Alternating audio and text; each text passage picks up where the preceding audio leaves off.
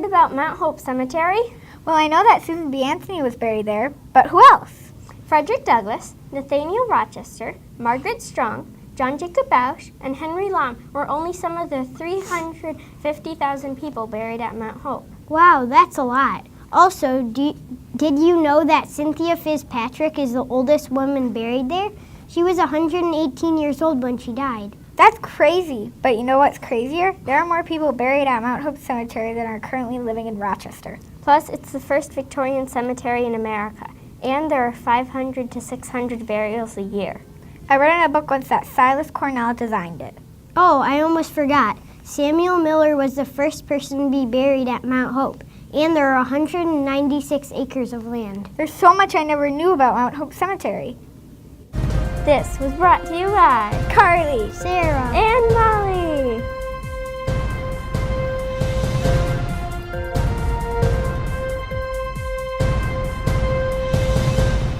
Hey, is the Erie Canal actually Erie?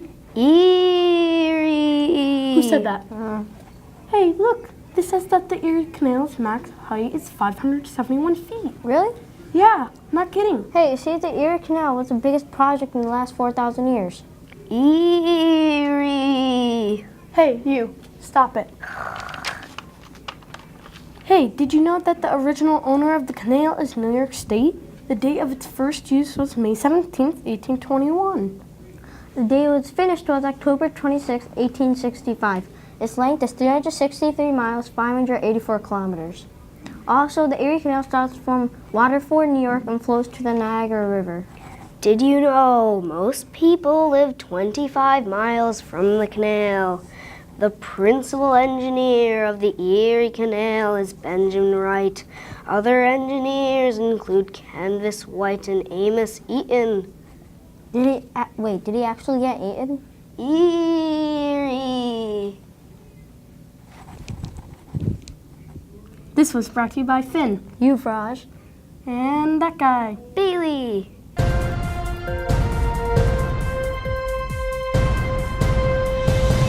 Did you know there was a war in Rochester? There was?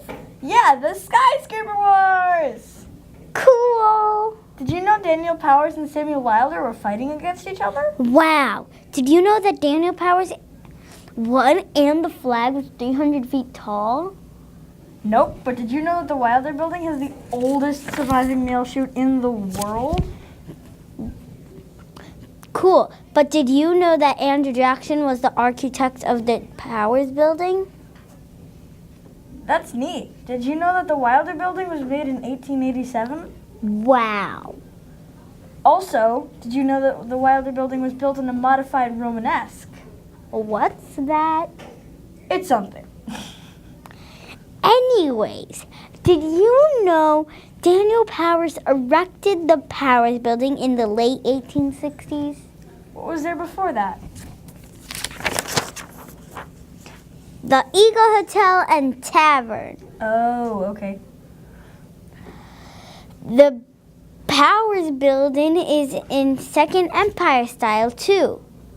Well, the Wilder Building is 11 stories tall. Can we stop? This feels like a war. Yeah, sure. Okay. Bye.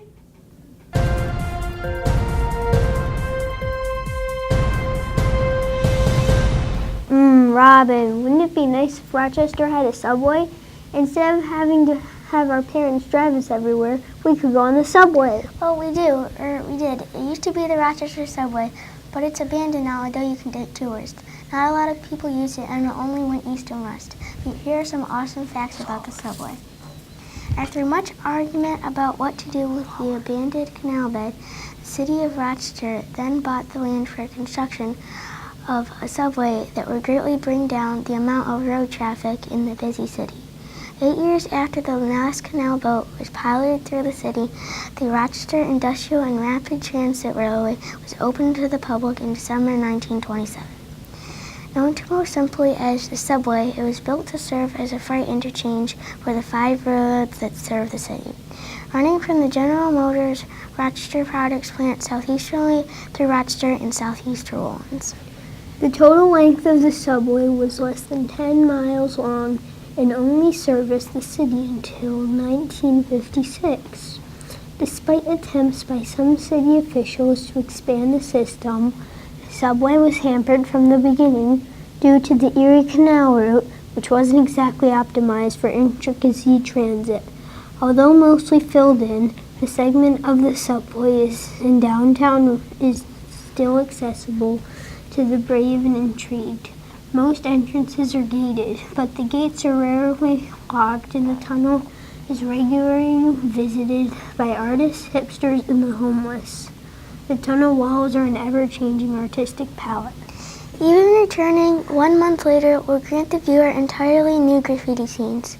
The active part of the subway is underneath the Broad Street Bridge over the Genesee River. One can glimpse the abandoned tunnel through the many arched windows of the bridge. Alternatively, the walk-up east entrance is behind Dinosaur Barbecue. That is, when the gate isn't locked. The city has occasionally considered filling the entire tunnel in, converting it to a bike path, or showcasing it as an art venue.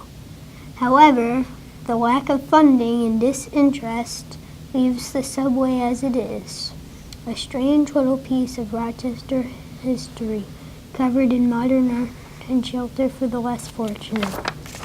In our opinion, the subway tunnel should not be filled in due to the fact that you can take interesting tours and it costs a lot of money to fill the subway tunnel in.